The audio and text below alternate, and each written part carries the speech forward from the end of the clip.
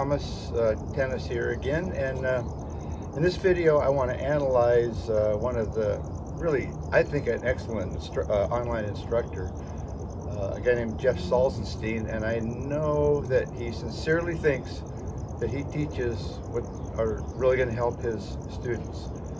But the questions that I want to ask, I'm going to make several videos like this analyzing some of the top online instructors. The questions I'm going to hopefully answer in these is, number one, does Jeff teach tennis the way he hits tennis, the way he actually plays? And will the stuff he teaches, will it work? Will somebody, a student coming along and learning his techniques, will they really benefit and really hit good solid shots with really heavy topspin? And thirdly, does he teach what the pros do? Now, I always am an advocate of, if you want to learn how to, say in basketball, you want to hit a really good 20-foot jump shot, you copy the pros. You copy their follow through, what they do with their arms, how they release, when they release, and that's the best way to get a really good jump shot. I think the same is true in tennis. If you copy what the pros are doing, we all sit and just marvel at how they keep that ball in the court with really good heavy topspin. How do they do that? Well, they use the very best technique there is, and that's the one you want to copy. So is Jeff, and do all other pros, do they teach what the pros do? Does Jeff teach what he does?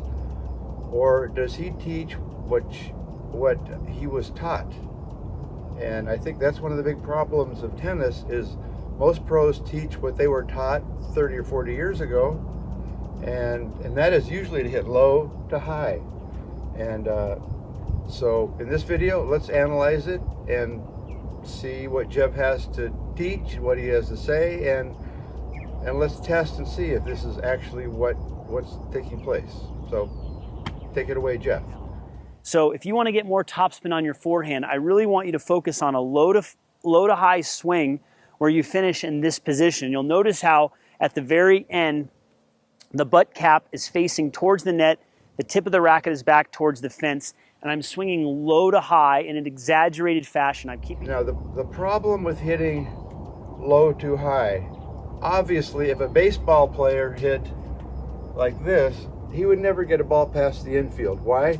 Because the forces are all divided up here. There's half of them are going up and half are going that way. If you know physics and you know what force vectors are, you would know that the best way to hit the ball hard that way would be to smack the racket into the ball going that way.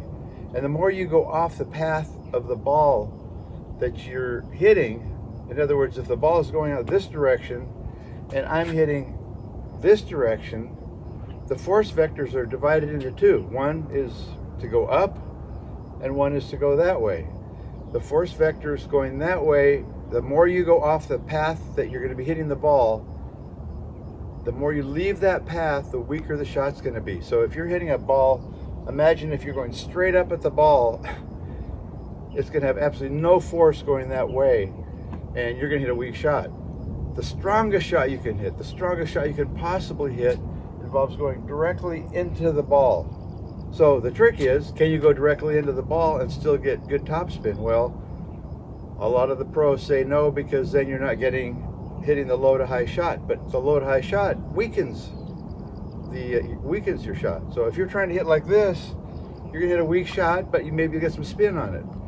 So the trick is, how do we hit the ball really hard as we can by going almost dead level into the ball, and how do we get that spin? And the golden mean gives you that. So if you've studied my video on the golden mean, you will see that you can hit almost directly into the ball, which gives you the hardest shot you can hit, but it will also give you the most spin you can get, because hitting directly into the ball compresses the ball more, causes more friction, and requires less movement of your hand and your racket to get the spin. So hitting low to high is really not a good way to go.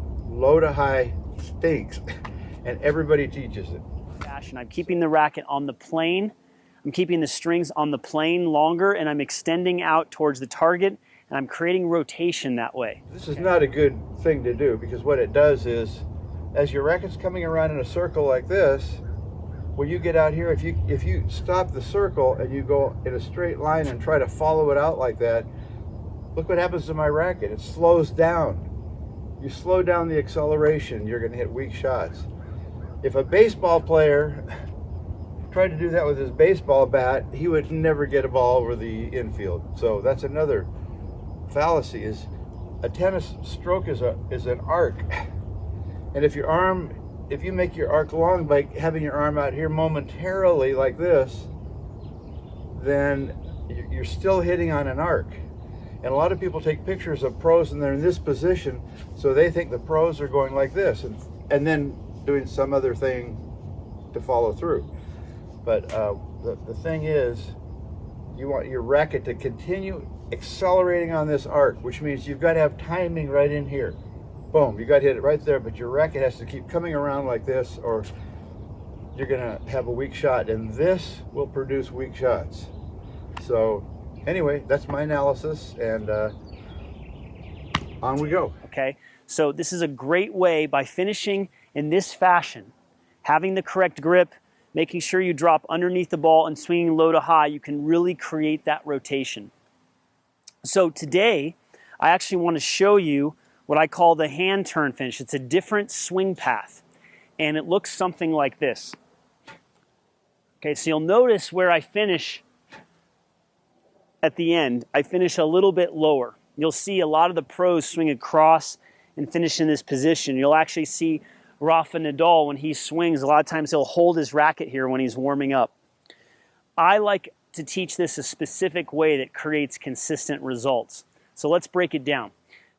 Okay, let's see if pros wrap the racket around their left arm, or do they hit way low to high and go up over their heads? Okay, here's the wrapper, and this is Novak. Federer, again, he's straight out here, but look where he winds up, over by his left upper arm. And Murray. His hand never goes up over his chin. He's a wrapper, not a low to higher. No professional tennis players, including Jeff, finish like this, but Jeff does when he teaches. What's crazy is virtually all pros use the golden mean, but virtually none of them really know what it is. They just do it. They learned it as kids. They can repeat the good strokes they make, but they really can't tell you exactly what they're doing. Going almost dead level at the contact point or at the ball produces by far the greatest power. It produces far more compression against the string, so it doesn't take very much effort for you to go up at the point of contact to get a ton of spin. So believe it or not, this type of a stroke that wraps around your upper left arm will give you a lot more spin than the low to high spin that has less power and less spin. So to get more topspin, what do you think you have to do? Do you swing across really fast, or do you swing up and then come back down? What's the answer? Okay, it's swinging up and then back down. If I swing across my body, that is going to be a flatter trajectory. It still has topspin on it, but it's going to be flatter, okay? If you want to hit with more topspin, you want to go up and then down. So what comes up must come down. It's more of a circular swing path. Up. Okay, let's take a look at the actual stroke Jeff uses when he actually plays tennis, and actually when he was an ATP pro. Now take a look at the approach angle, the angle of the racket into the ball. It goes dead level into the ball. There is almost no low to high, like he's teaching on his teaching videos. So watch how dead level he swings into this ball. Boom, and then up at contact. Perfect job. Perfect golden mean. Okay, here's the golden mean diagram for Jeff's backhand. He goes 10 degrees into the ball, almost level. He goes up 50 degrees for the spin angle, and the ball takes off at about a 10-degree launch angle. Okay, here's Jeff demonstrating the golden mean on his forehand. This is the stroke he used when he was a pro, ATP playing pro, that is. He goes almost dead straight into the ball, and he doesn't go up until contact. So that's a perfect golden mean, Jeff.